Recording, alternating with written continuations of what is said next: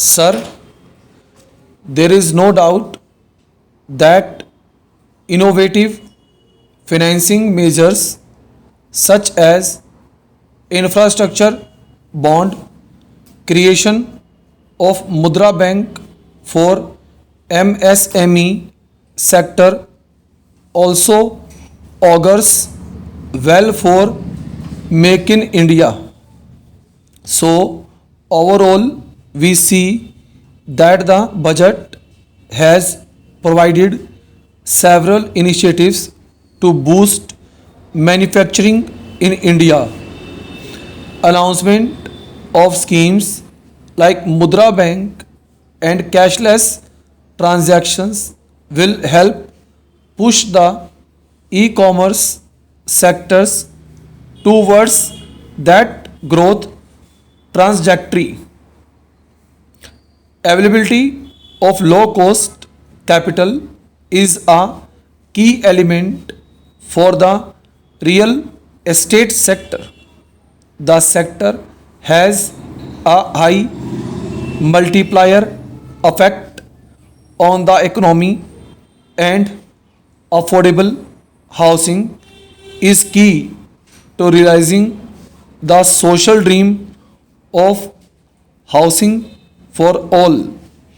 The introduction of a regulatory body for infrastructure to provide the single window clearance should include real estate sector under its ambit, as this will definitely give the much needed flippy to the mission housing for all by 2022.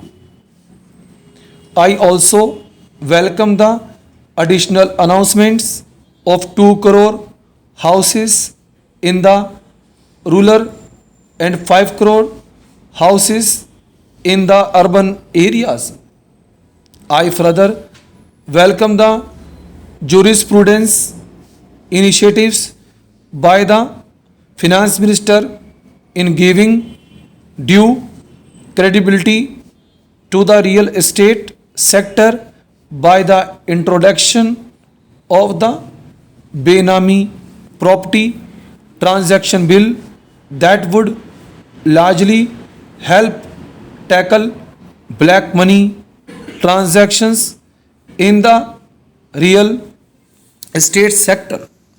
The GST will make manufacturing more competitive and thereby support the Make in India campaign. The determination towards GST and the proposed implementation will boost the industry through the state of art and direct tax system. The announcement that the much awaited GST will be introduced on 1st April 2016 will definitely rejuvenate the industry.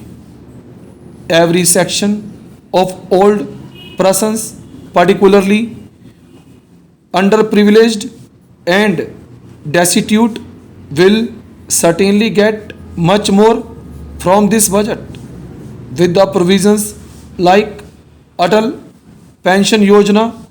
Financial security will be ensured for millions of old people and their family members. In view of ever increasing population of older persons, government's focus on welfare and empowerment of older persons in laudable. The hike and individual tax exemption is a welcome step. It will give more money in the hands of the people. Measures to curb black money, job creation through revival of growth and investment will benefit middle class taxpayers. The finance minister underlined inflation management as another area of priority for the government. Not only will this aid robust economic growth, a low to moderate inflation environment will also ease populist pressures on the government. The government's commitment to Green India manifest in some of the additional measures such as increasing the coal cess helps in providing impetus to clean energy, increasing the purview of the tourist visa on arrival scheme to 150 countries under different stages points towards more tourist inflow in India in the time to come.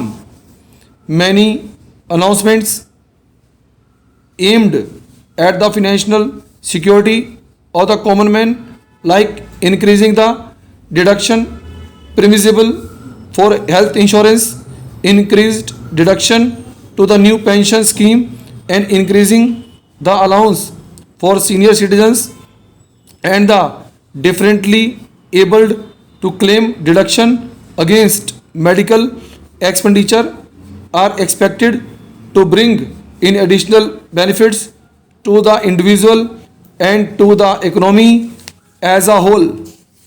The move to encourage use to financial products and services among a larger portion of the population as well as the efforts towards monetization of gold are great building block to build a vibrant and deep financial services sector.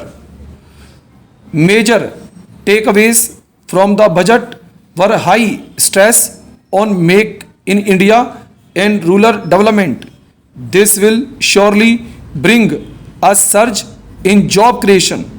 Health insurance premium rebate is going to help out the common man. Tax free infrastructure bonds for projects in railways and roads will boost up investments in infrastructure and railways. The budget retains the focus on financial inclusion, education, health, and agriculture. It has increased focus on infrastructure and railways. The budget retains the focus on financial inclusion, education, health, and agriculture. It has increased focused on infrastructure development, housing, and manufacturing in India.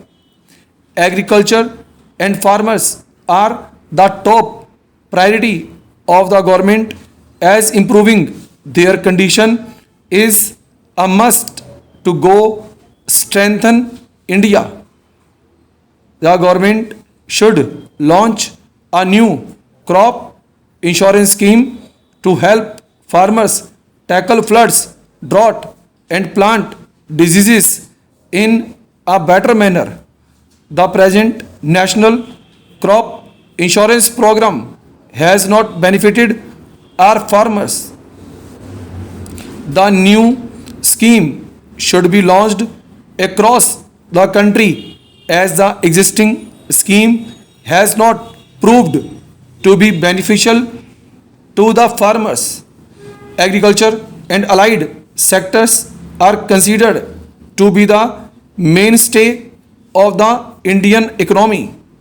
They are the important source of raw material and demand for many industrial products, particularly fertilizers, pesticides, agriculture, implants, and a variety of consumer goods. More than 60% of the population is depend on agriculture for their livelihood. The Indian agriculture sector is expected to grow with better momentum in the next few years owing to increase in investment in agriculture infrastructure such as irrigation facilities, warehousing and cold storage. Full stop.